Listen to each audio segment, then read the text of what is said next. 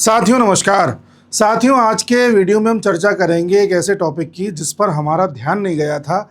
मेरे को एक दर्शक ने मैसेज करके बोला कि सर आप कभी एमपी पर वीडियो क्यों नहीं बनाते, यहाँ के एजुकेशन सिस्टम पर वीडियो क्यों नहीं बनाते। तो मेरा एक परसेप्शन ये था कि हाँ वहाँ भी नॉर्मल एजुकेशन सिस्टम होगा जैसे होता है, नॉर्मल स्टैटिस्टिक्स आंकड़े होंगे। लेकिन जब मैंने अध्ययन करना स्टार्ट किया, इस पर रिसर्च करना स्टार्ट किया, तो ऐसी ऐसी चीज़ें सामने आई हैं कि आप और हम विश्वास भी नहीं कर पाएंगे। आप कहेंगे मैं झूठ बोल रहा हूँ। जी, आपको आज के वीडियो में मैं यही बताने जा रहा हूँ कि एमपी के स्कूल सिस्टम में किस तरह का बदलाव किया गया है कि आज हमारा वहाँ का एक स्कूल पूरी दुनिया में इनोवेशन में नंबर 1 पे आया है। जी, एक एक करके देखिए। सबसे पहले तो मैं आपको बताऊं कि एमपी के जो हमारे सीएम हैं मोहन यादव जी हैं, ये खुद बहुत पढ़े लिखे हैं। इसके बारे में शायद लोग उतनी ज़्यादा जानते नहीं होंगे, शायद इन्होंने बताया ना हो। लेकिन इनकी अगर एजुकेशन के बारे में चर्चा की जाए तो इन्होंने BSc, LLB, MA, MBA, PhD सब किया हुआ है। और उसके बाद पॉलिटिक्स में आए, लगातार 3 बार ये एमएलए रहे, इस बार सीएम हैं और लंबे समय से एजुकेशन में लगे हुए थे। अब हम दिल्ली का मॉडल सुनते थे केजरीवाल के टाइम पर, उसने एजुकेशन का इतना हाइप बनाया हुआ था। जब उसकी रिसर्च हमने करी थी तो पाया कि सब खोखला है, सब हवाबाजी थी। यहाँ पर हाइप कुछ नहीं है, इतनी चर्चा भी नहीं है। जब देखोगे, रिसर्च करोगे, वहाँ के लोगों से पूछोगे तब पता चलेगा। और हमें क्या क्या पता चला वो हम बताते हैं। सबसे पहले मैं आपको बताता हूँ कि एमपी की जो पॉपुलेशन है वो लगभग 10 करोड़ के आसपास है। और उस पॉपुलेशन के हिसाब से एमपी में सरकारी स्कूल सब मिला दें तो करीब 92-93 हज़ार हैं। यानी कि पॉपुलेशन के रेशियो के हिसाब से देखा जाए तो देश में नंबर 1। जी, और अगर हम बात करें क्वालिटी ऑफ एजुकेशन की तो उसमें एक उदाहरण आपको देता हूं। वहां पर रतलाम में एक स्कूल है, सीएम राइस विनोबा स्कूल। इसको पूरी दुनिया में इनोवेशन में नंबर 1 का स्थान प्राप्त हुआ है। दुनिया में पहले 100 स्कूल चुने गए, फिर 100 में कंपटीशन कराया गया, उसमें से फिर कंपटीशन कराते कराते टॉप 10 स्कूल चुने गए, उसमें भी ये स्कूल आया।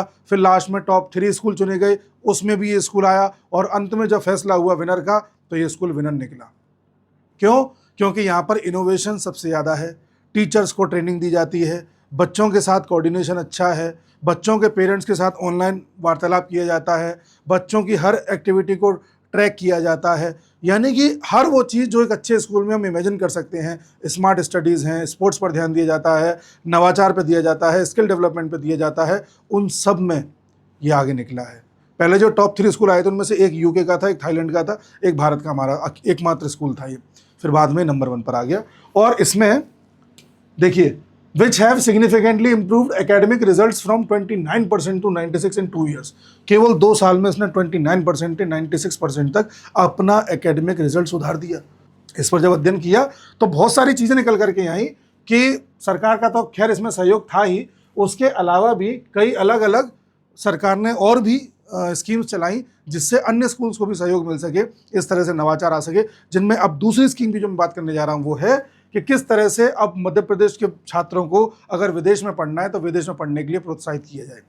इसमें बच्चों को स्कॉलरशिप दी जा रही है, कोशिश की जा रही है हर साल मध्य प्रदेश से 20 बच्चे विदेश में पढ़ने जाएं। ऐसे बच्चे जिनकी आर्थिक स्थिति ठीक नहीं है उनको सरकार पूरी तरह से स्कॉलरशिप देगी और 1 साल की लगभग $40,000 धनराशि बच्चों को दी जाएगी जिससे बच्चों को पढ़ाई में मदद मिल सके। और इसमें आर्थिक पैमाना भी क्या रखा है, ऐसे बच्चे जिनके माँ बाप की सालाना आय 8 लाख रुपए से कम है उनको सरकार पूरी तरह से मदद करने वाली है। अब 8 लाख भी बहुत होती है।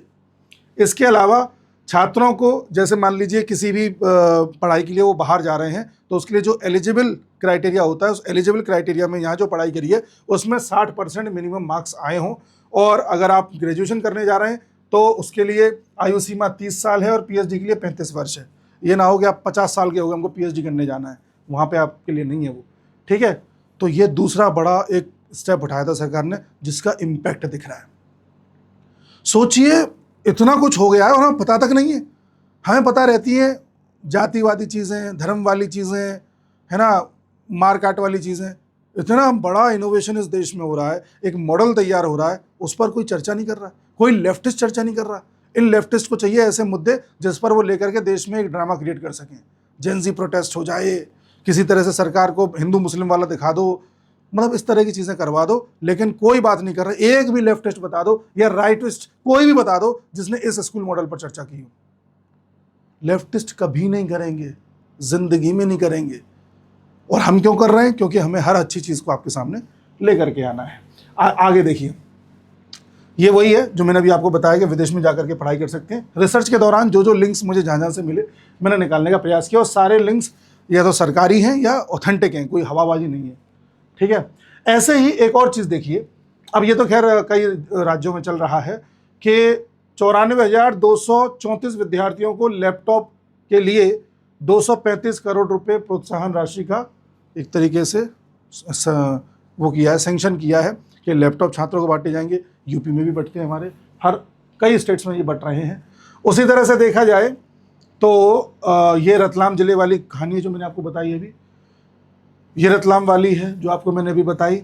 उसके साथ ही ये सांदीपनी विद्यालय, सांदीपनी क्या है? जब भगवान श्री कृष्ण पढ़ाई के लिए गए थे तो उज्जैन में सांदीपनी, या कुछ लोग संदीपनी भी बोलते हैं, महर्षि के यहाँ वो पढ़ने गए थे, वहाँ से उन्होंने विद्या हासिल की थी। तो उन्हीं महर्षि को हम डिवोशन देते हुए इस विद्यालय को खोला गया है। और ऐसे कई विद्यालय अब मध्य प्रदेश में खुल चुके हैं। पिछले साल ये कहा गया था कि लगभग 200 विद्यालय ऐसे और खोले जाएंगे, और बात चलाई जा रही है कि हर 5 किलोमीटर पर एक सांदीपनी विद्यालय खोला जाए। आप कहोगे इसमें कौन सी बड़ी बात है? अब बड़ी बात सुनिए, बड़ी बात सुनिए अब आप। मैं तो एक्साइटेड हो गया इस पूरे रिसर्च में। सांदीपनी में बिल्कुल आपको मॉडर्न एजुकेशन दी जाएगी, कंप्यूटर की एजुकेशन दी जाएगी, स्किल डेवलपमेंट, कौशल सिखाया जाएगा, वोकेशनल ट्रेनिंग दी जाएगी। आप जिस चीज़ में परफेक्ट होंगे उसी में आपको आगे बढ़ाया जाएगा।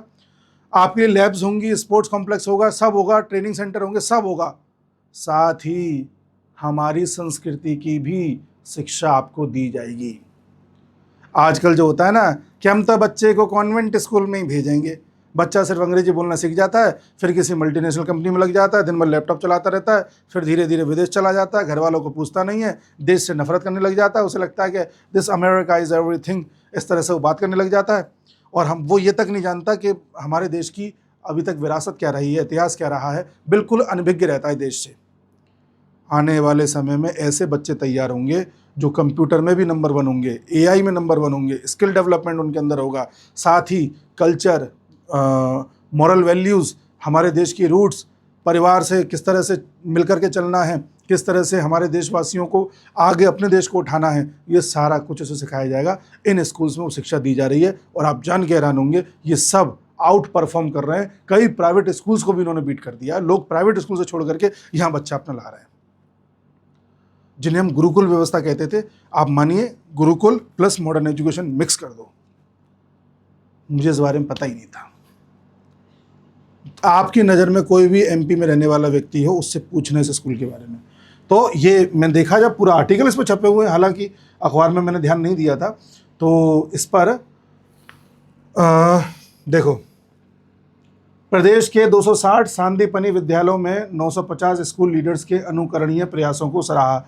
बच्चों को सराहने वाली बात है, वो तो खैर होना भी चाहिए। ये है सरकारी स्कूल में ड्रॉप आउट शून्य। हाँ, ये अगली खबर, सरकारी स्कूल में ड्रॉप आउट शून्य हो गया है, हर बच्चा स्कूल जा रहा है। ये बड़ी बात नहीं है?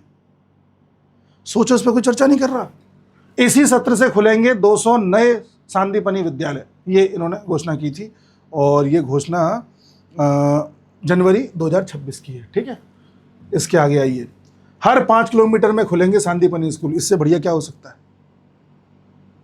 अरे मध्य प्रदेश तो खेल कर रहा है। आने वाले समय में मुझे लग रहा है ये एक बहुत बड़ा एजुकेशन मॉडल खड़ा कर देगा देश के सामने। आगे देखिए, सांदीपनी विद्यालयों में विद्यार्थियों को मिल रही गुणवत्तापूर्ण शिक्षा। वर्ष 2025-26 में कक्षा 12वीं बोर्ड का 75% रहा परीक्षा परिणाम। ये धीरे धीरे बढ़ता गया है। देखो, 2022-23 में 42 था, 23-24 में 60 हुआ, 24-25 में 66 हुआ, 25-26 में 75 हुआ। आगे देखिए, ये है आपका स्कूटी वितरण कार्यक्रम। जिन छात्राओं को दूर से आने में दिक्कत होती थी, जिन छात्राओं को लगता था कि हम इतनी दूर पढ़ने नहीं जाएंगे, थोड़ा बहुत सेफ्टी कंसर्न उन्हें लगता हो, विश्वास नहीं हो, तो ऐसी स्थिति में उनके लिए स्कूटी की व्यवस्था की गई है। और बाकी बड़े स्तर पर पहले साइकिल वितरण भी हुआ है, वो भी हम जान रहे हैं, तो उस पर भी चर्चा हो चुकी है। साइकिल पहले दी जाती थी, अब स्कूटी दी जा रही है, लैपटॉप वितरण हो ही रहा है। उसके अलावा हम जान रहे हैं कि स्कॉलरशिप दी जा रही है, और सबसे बड़ी बात इनोवेशन हो रहा है, और उससे ही बड़ी बात हमारे देश की जो कल्चरल रूट्स हैं उनको साथ लेते हुए मॉडर्न एजुकेशन दी जा रही है। आने वाले 5 साल बाद हमारे भारत में अंग्रेजी को पूछने वाला कोई होगा नहीं। अमित शाह जी ने भी कुछ समय पहले बोला था कि आने वाले समय में अंग्रेजी की वो वैल्यू नहीं रह जाएगी, सिर्फ मदर टंग की रहेगी। वो बात यहाँ से निकल के आई थी। आई थिंक आने वाले समय में ये कॉन्वेंट स्कूल में जो रटा दी जाती है अंग्रेजी के अलावा कुछ नहीं सिखाया जाता, ये सब अपना महत्व खो देंगे। और आने वाले समय में हर कोई इंटरेस्टेड होगा ये जानने में कि भारत किस प्रकार से आयुर्वेद में बिल्कुल नंबर 1 था, भारत का गणित कैसा था, भारत का जो पूरा कैलेंडर है, जो 12 महीने हैं, वो पूरा साइंटिफिक वे में अलाइंड है, वो क्यों है। जो विदेशी कैलेंडर हमें याद रहता है उसमें एक भी चीज़ साइंटिफिक नहीं है। ये सब पता रहेगा कि एस्ट्रोलॉजी एंड एस्ट्रोनॉमी, इन सब में हम इतने जानकार कैसे थे, हमें एक एक ग्रह नक्षत्र के बारे में कैसे पता था, विदेशियों को कुछ नहीं पता था। इन सब के बारे में जब हमें पता चलेगा तो हमारा कॉन्फिडेंस आएगा, तब हम अपने उस सिस्टम पर आगे बढ़ेंगे जो दुनिया को दिशा देगा कि हमें किस तरह की पढ़ाई करनी चाहिए, ना कि वो पढ़ाई जो पहले अंग्रेज़ों ने अपने राज जमाने के लिए करी, फिर यूएस ने करवाई ताकि अपना डॉलर मजबूत करा सके। इन सब से उभरने की आवश्यकता है, इसलिए एजुकेशन मॉडल पर भी चर्चा करने की आवश्यकता है, और इस चीज़ों को आगे बढ़ाने की भी आवश्यकता है। लोगों को पता चले कि जो एमपी ज़्यादातर पर्वतों से और जंगलों से घिरा हुआ है, विंध्यन, सतपुरा, यहाँ पर रेंजेस हैं, अलग अलग प्लेट्यू है, मालवा प्लेट्यू है, आपका मेवाड़ का प्लेट्यू भी थोड़ा बहुत आता है, ठीक है, बुंदेलखंड का रीजन भी यहाँ आता है जहाँ सूखा पड़ा रहता है, प्लेट्यू से घिरा हुआ है या पहाड़ों से घिरा हुआ है या फिर जंगलों से घिरा हुआ है जहाँ पर ट्राइब सबसे ज़्यादा रहती हैं। ऐसे एमपी ने ऐसा मॉडल तैयार कर लिया विद द टाइम जो एजुकेशन में पूरे देश को दिशा दिखा सकता है। तैयार रहिए। मैंने तो वीडियो पहले ही बना के इसलिए अपलोड कर दिया ताकि जब ये चीज़ सामने आएगी तब मैं आपको याद दिलाऊंगा कि देखिए ये बात हमने उस समय उठाई थी जब कोई चर्चा नहीं कर रहा था। ये बड़ी साइलेंटली काम कर रहे हैं, एकदम से बात निकल के आएगी तभी लोग चर्चा करेंगे। खैर, मिलते हैं अगले वीडियो में, तब तक के लिए नमस्कार।